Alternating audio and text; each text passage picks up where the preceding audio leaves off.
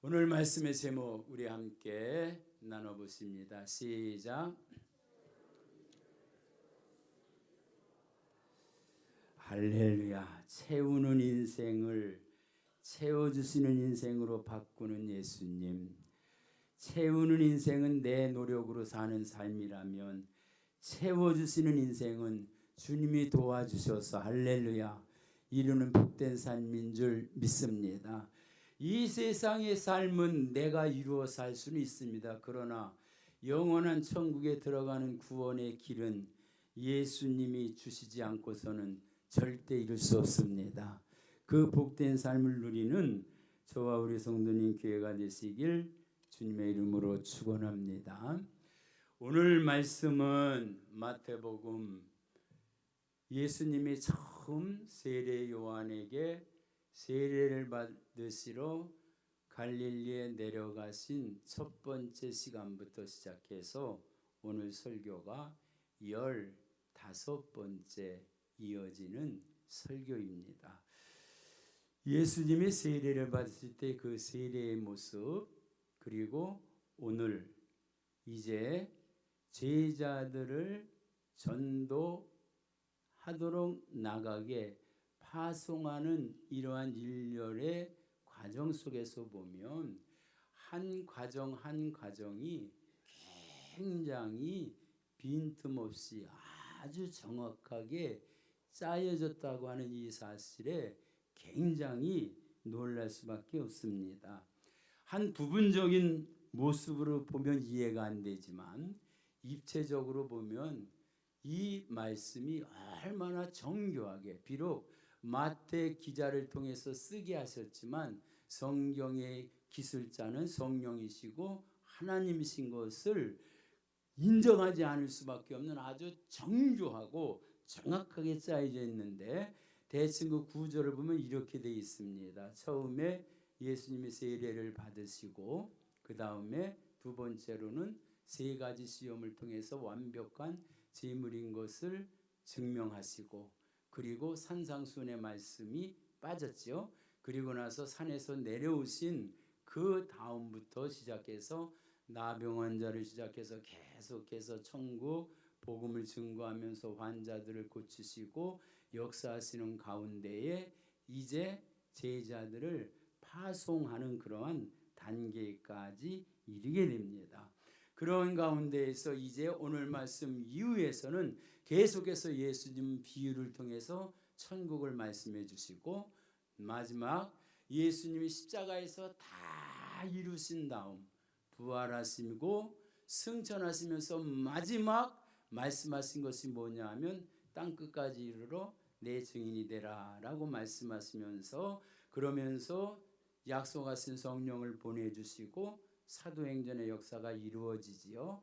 그래서 전체적인 성경의 역사 보면 예수님 중심으로 구약의 역사가, 예수님 오신 역사가 예수님 역사를 시작해서 복음이 전파되어지고 그 구원의 역사를 이루신 다음 다시 마지막 땅끝까지 이르러 증인이 되라라고 말씀하시면서, 오늘 말씀은 예수님이 이 땅에 계실 때에 사도행전에서 있을, 우리가 이 땅에서 감당해야 될 그 사명적인 역사를 미리 예행 연습시킨 것 같은 그러한 실습의 과정이 바로 오늘 본문 말씀입니다. 그런데 오늘 본문 말씀에서 먼저 우리가 보아야 할 것은 일반적인 우리의 삶과 예수님이 명령해 주시고 말씀하신 것이 너무나 차이가 있다라고 하는 그러한 말씀을 보게 됩니다. 5단계로 말씀을 나누고자 하는데요. 첫 번째는 비워짐이 곧 채워짐이 되는 길에 대한 말씀을 드립니다. 오늘 본문 말씀 속에서 예수님은 뭐라고 말씀하시냐 하면 마태복음 10장 9절 말씀, 이제 본문을 띄워주세요. 너희 전대에 금이나 은이나 동을 가지지 말고 라고 그렇게 말씀하지요. 여러분 우리가 여행을 간다든지 소풍을 간다든지 어느 다른 지역에 간다라고 하면 우리는 어떡하지요? 철저히 준비합니다. 캐리어에다가 무엇을 필요로 한지 생필품을 비롯해 가지고 뭐 어떤 것을 먹고 마시고 할 것을 철저하게 준비하는데 예수님은 너희 전대에 금이나 은이나 동을 가지지 말라라고 그렇게 예수님은 말씀하십니다. 그런데 우리가 성경에서 우리가 말씀할 때에 전체적인 것은 아는데 세부적인 내용 속에서 잃어버릴 때가 있습니다. 다시 한번 확인해 봅니다. 성경은 누구에 대한 말씀이지요? 예수님에 대한 말씀입니다. 구약은 오실 예수님이죠. 복음서는 오신 예수님이죠. 지금 말씀 속에 예수님은 전능하신 하나님이 육신의 몸을 입고 이 땅에 오셔서 이제 천국의 비밀을 말씀하시면서 제자들을 택하시고 그 제자들에게 어느 정도 영적 비밀을 가르치신 다음 그들에게 가서 복음을 전파하라고 하는 이 사실을 깨우치고 그들을 보내는 그러한 말씀이지요. 그런데 여기에서 예수님은 성경의 주인공으로서 말씀하시면서 전대에 관한 이야기를 제자들에게 말씀하는데 이 전대에 관한 이야기는 제자들의 이야기도 우리들의 이야기도 아니고 실은 아주 중요한 것은 전대에 대한 말씀은 먼저 예수님 자신에 대한 말씀입니다. 예수님은 예수님을 증언하신다라고 하는 것은 이미 일찍이 말씀했죠. 그래서 세례 요한에게 세례 받으시고 세 가지 시험을 통과하신 다음 8가지 팔복을 설명해 드릴 때에 8가지 팔복은 이 땅에서 예수님의 8가지 사역이다라고 하면서 마태복음 5장 6장 7절을 말씀하고 산에서 내려오신 다음 이제 계속해서 기적을 베푸시고 예수님이 누구신가를 계속 나타내 보이시면서 이제 그 예수님을 증언하러 제자들을 보내시면서 오늘 말씀해 주시는 거죠. 그런데 예수님은 여기에서 전대에 아무것도 가지지 말라라고 하는 이 말씀은 굉장히 중요한 비밀이 있는데 그게 뭐냐면 이미 우리는 이제 이 말씀에 대해서 많이 이해가 됐기 때문에 압니다. 예수님이 산상수훈에서 말씀하실 때 너희는 세상의 빛이라 라고 그랬을 때 우리가 빛이에요? 예수님이 빛이에요? 너희는 세상의 빛이라고 할 때 예수님이 빛인데 그 빛이 우리에게 임했기 때문에 우리가 영접했기 때문에 우리가 빛이 된 거죠. 그래서 이 단계가 빠지고 나면은 큰 문제가 생깁니다. 너희는 세상의 빛이다라고 한다면 예수님 없이는 우리가 빛이 될 수 있어요? 될 수 없어요? 빛이 될 수 없습니다. 그래서 중요한 게 성경은 뭘 말씀하고 있어요? 예수님을 말씀하고 있습니다. 그러니까 여기에서 중요한 결론의 말씀입니다. 너희는 전대를 갖지 말라라고 하는 이 소리는 무엇이냐면 예수님은 전대가 직접 대신되는 말씀이에요. 할렐루야. 이 말씀은 무슨 말씀이냐? 내가 너희의 필요를 채워준다.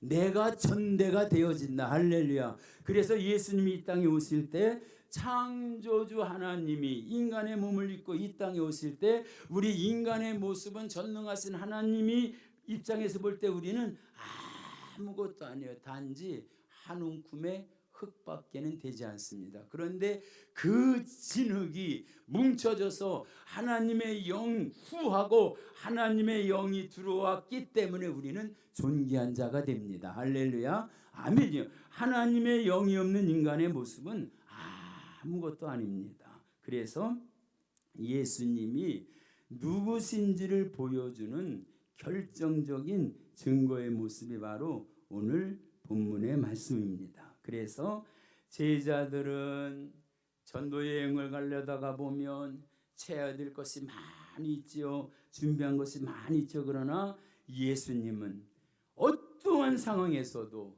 돈이나 지위나 안정감보다도 너희는 전적으로 나를 더 믿느냐? 나를 믿어라. 나만 바라보고 가면 내가 필요를 따라서 너희의 필요를 다 채워준다. 할렐루야. 여러분, 이것은 이미 출애굽하는 과정 속에서 훈련되어진 역사가 있습니다. 이스라엘 백성들이 출애굽을 할 때에 그들이 출애굽할 때 별로 출애굽하고 싶은 마음이 없었습니다. 왜? 광야로 나갔을 때 그들은 원망부터 있었습니다. 광야로 가니까 그들이 가지고 있던 것을 다 비워버리게 되어졌습니다. 가지고 있는 것을 다 버리고 비워버리고 나니까 오직 누구만 바라보는 거예요? 하나님만 바라봅니다. 저들이 나아갈 때 전대를 비우라라고 하는 것은 너희들이 나갈 때 누구만 바라보고 나가라? 예수님만 바라보고 나가라. 할렐루야. 그때 그들에게 예수님 뭘 주셨어요? 능력을 주셔서 귀신을 쫓아내는 능력을 주셨고 마귀를 물리치는 능력을 주셨고, 할렐루야, 아멘입니다. 그래서 전대를 비우면 그 전대의 자리를 누가 채워주신다?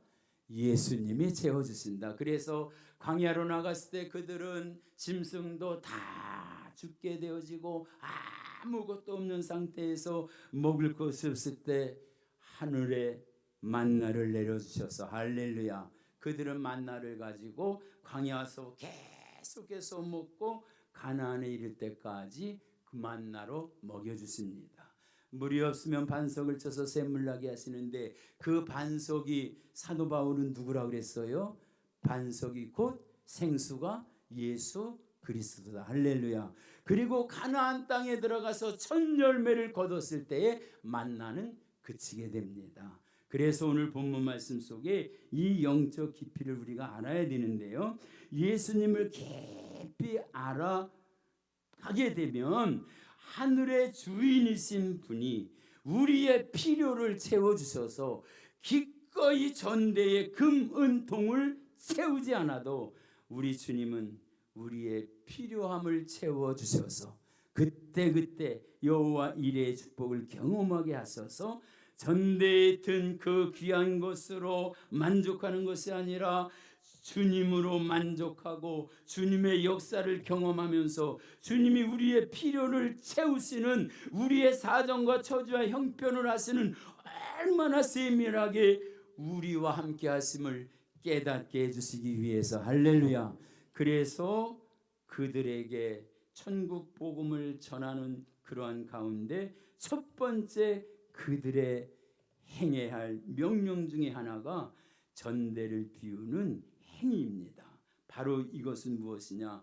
인생에 있어서 가장 귀한 것은 전대를 비우는 그 행위보다도 그 전대 너머에서 역사하시고 이루시고 행하시고 필요를 채우시는 그 예수님에게 전념하라고 하는, 오직 예수님만 바라보라고 하는 그 생명의 역사를 주관하시는 그 생명이라고 하는 전대, 그 전대만을 붙잡고 나가라고 하는 예수님의 끝없는 사랑을 증거하고 싶은 예수님의 깊은 사랑이 그 안에 담겨져 있습니다.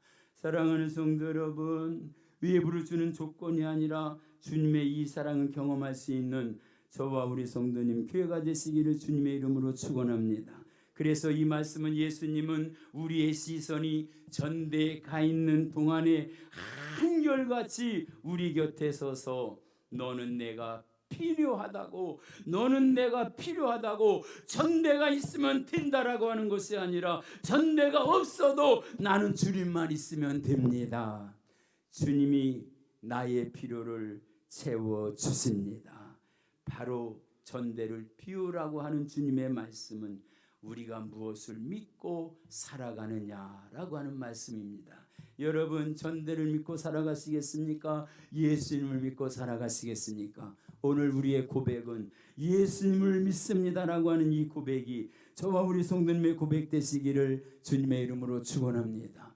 그래서 하나님이 예수님을 이 땅에 보내주실 때 예수님은 전능하신 하나님이심에도 불구하고 이 땅에 오실 때 전대에 가득 채워가지고 오시질 않았어요. 그러나 하나님은 필요하실 때마다 채워주시는데 부유한 집으로 보내주시지도 않았습니다. 가난한 목수의 집으로 보내주셨어요. 그리고 고할 여관도 없이 오셨지만 필요를 채워주셔서 그 안에 누구를 통해서 가장 지식 있고 뛰어난 동방박사들을 통해서 황금도 갖다 드리고 유향도 갖다 드리고 모략도 갖다 드리고 할렐루야. 그 당시 그것은 가장 고가품입니다. 황금.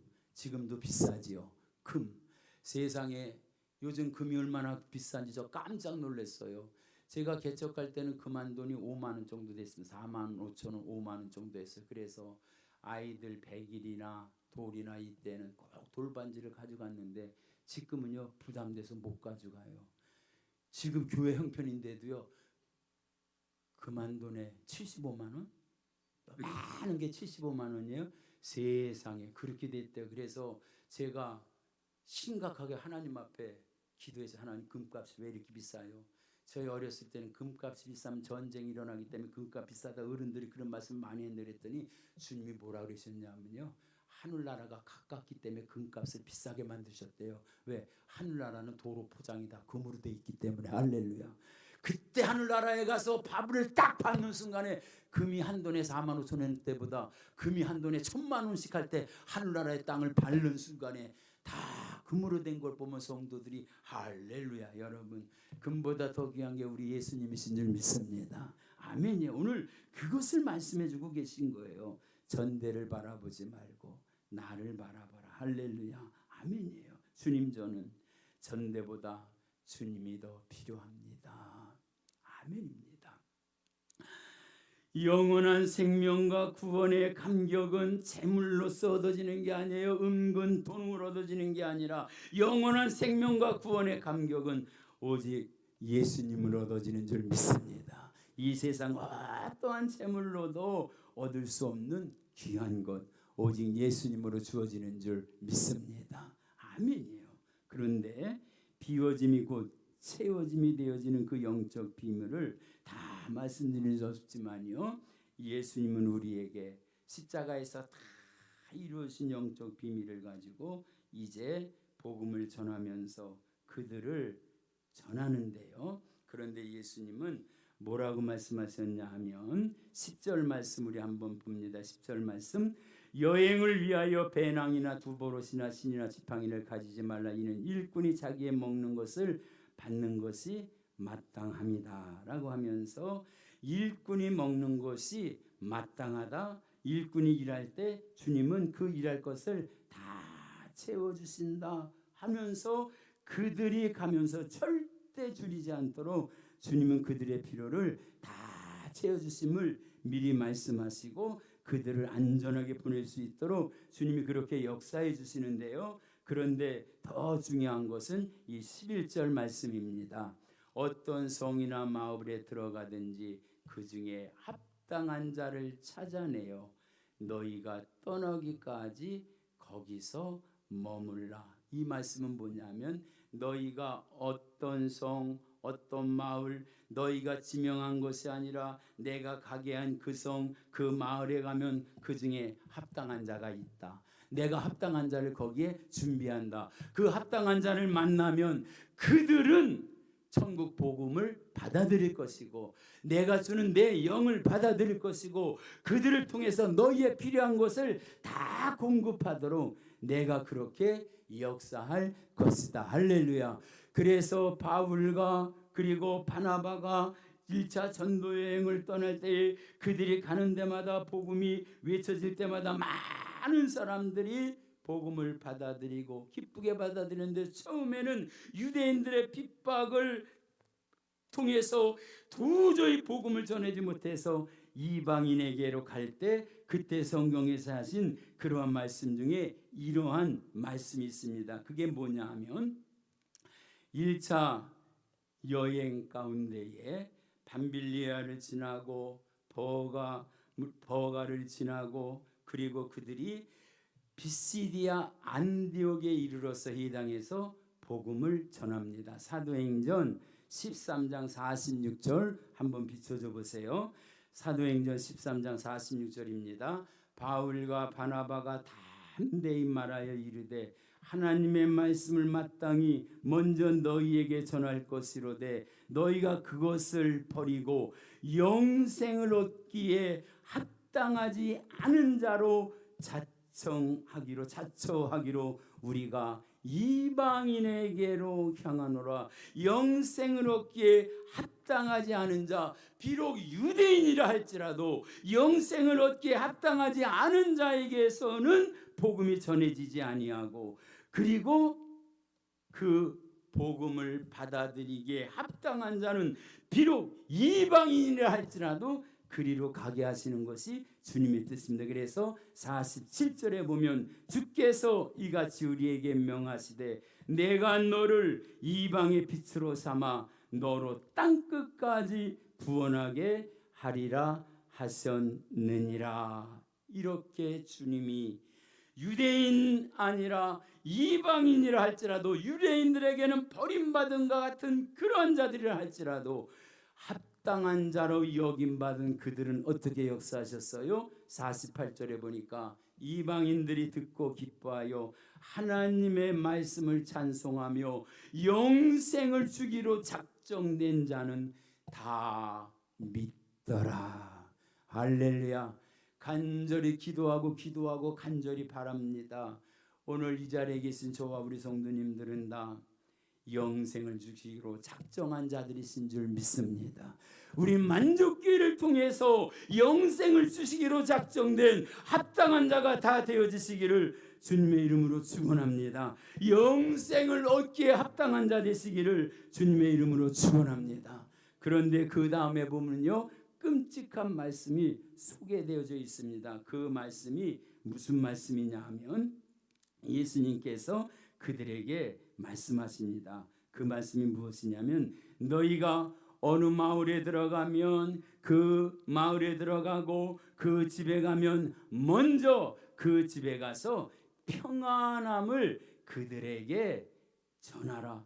평안함을 그들에게 전하라. 그 빈 평안함이 그들에게 합당하면 거기에 임할 것이요, 합당하지 아니하면 그 평안함이 너희에게 돌아오리라. 너희에 가서 복음을 전할지라도 그들이 받아들이지 않아도 너희에게는 평안함이 임할 것이다. 할렐루야. 왜? 빈 평안함이 있기 때문에. 이 말씀이 12절 13절에 있습니다. 12절 13절 우리 한번 읽어봅니다. 또 그 집에 들어가면서 평안하기를 빌라. 그 집이 이에 합당하면 너희 빈 평안이 거기 임할 것이요 만약 합당하지 아니하면 그 평안함이 너희에게 돌아올 것이니라. 그러니까 무엇이죠? 복음을 전해서 그들이 받아들이지 않아도 그들 마음속에는 평안함이 있다. 왜? 주님이 그 평안함을 주시기 때문에 그렇고, 또 한 가지는 10장 15절에 이렇게 말씀합니다. 내가 진실로 너희에게 이르노니 심판날에 소돔과 고모라의 땅이 그 성보다 견디기 힘들 것이다. 차라리 소돔 고모라 성이, 그 멸망받은 성이 더 견디기 쉬울 것이다. 그러면서 14절에 아주 끔찍한 말씀을 합니다.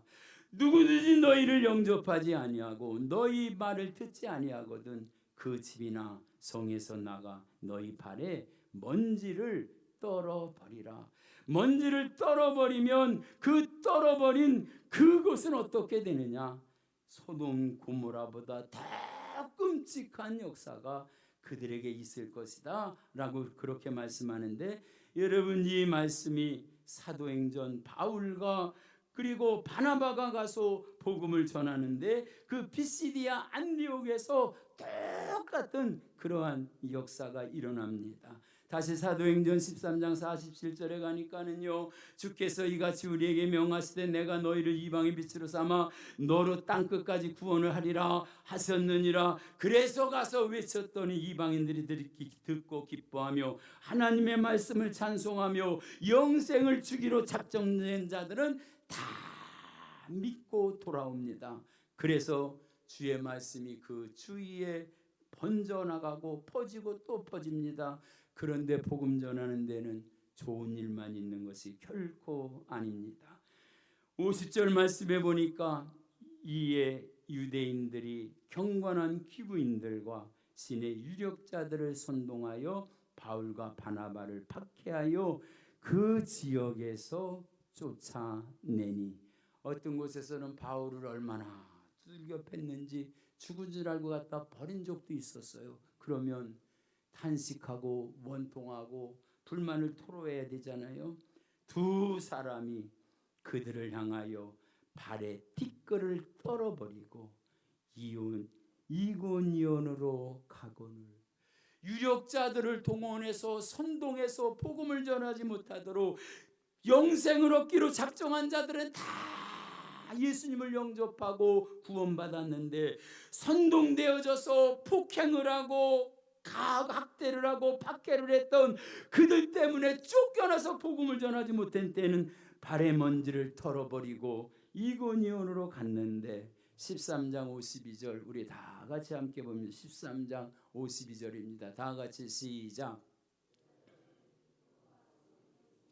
제자들은 기쁨과 성령이 충만하니라. 할렐루야.